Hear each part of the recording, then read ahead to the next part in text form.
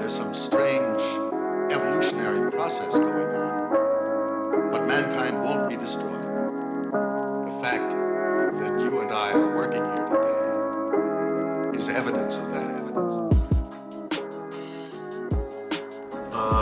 We got into graffiti through breakdancing and the hip hop culture, seeing it on TV, and sort of everyone got into the breakdancing thing, and then with that, DJing, hip hop was the next thing was the graph. So I got into it through the tagging.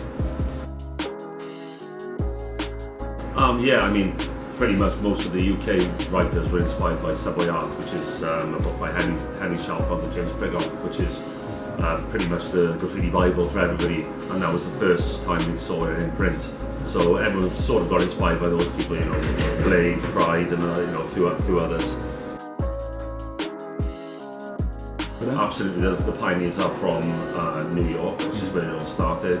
So you've seen your Blade, your Cliffs, those are New Yorkers. But like I just mentioned, then the Pride, that was the Chrome Angels, and they were the UK crew.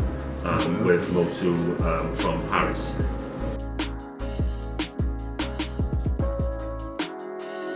Absolutely. Mm-hmm. Street art and graffiti are two separate things completely. Yeah, and everybody knows, and anyone's a street artist and anyone's a graffiti writer knows the difference. Mm-hmm. And obviously both can cross over, and the idea of crossing over, I mean, we've done it as sort of a project in the business here. We've crossed over into a bit of the street art, and that's just for our own benefit, just to have a quick go at it, to show people how quickly it can be done.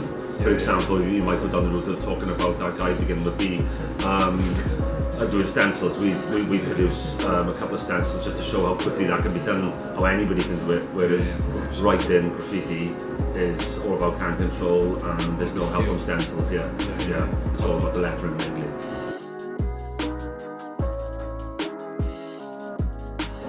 Yeah, obviously, with the internet, I mean, everything's become a lot more throwaway. So you can just look through the internet and see a million pieces. But the people who were really into the graph and still bombing trains and still doing illegal pieces, there it is, definitely. That's counterculture at its finest.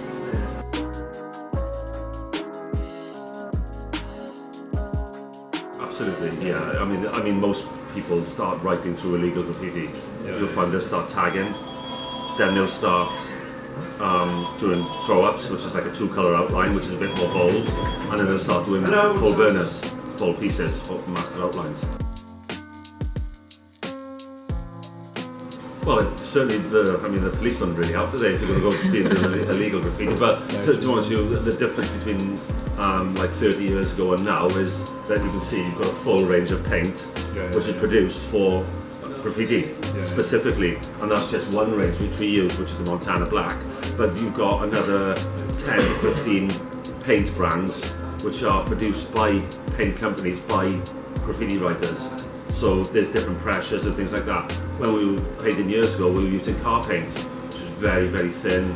The pressure was high, there was no different nozzles, they weren't too hot. So, like I say, it's much easier for kids now. They can just buy this and they just crack on with it.